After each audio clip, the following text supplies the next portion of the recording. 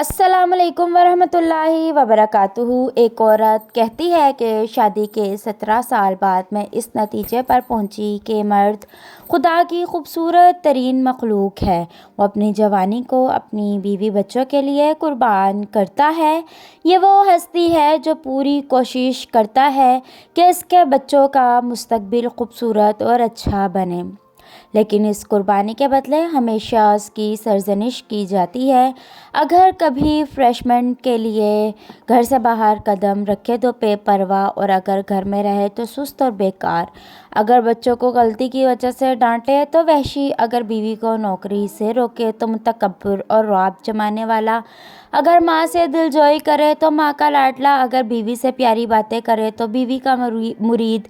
इसके बावजूद मर्द दुनिया की वो हस्ती है जो अपने बच्चों को हर एतबार से खुद से बेहतर देखना चाहता है। बाप वो हस्ती है जो अपने बच्चों से नाउम्मीदी के बावजूद इश्क करता है और हमेशा उनकी बेहतरी के लिए दुआ करता है।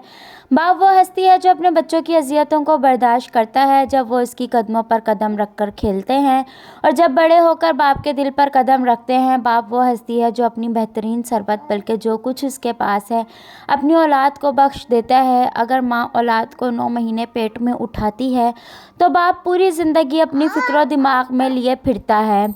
दुनिया अच्छी और ख़ूबसूरत है जब तक घर का सरपरस्त सालिम है।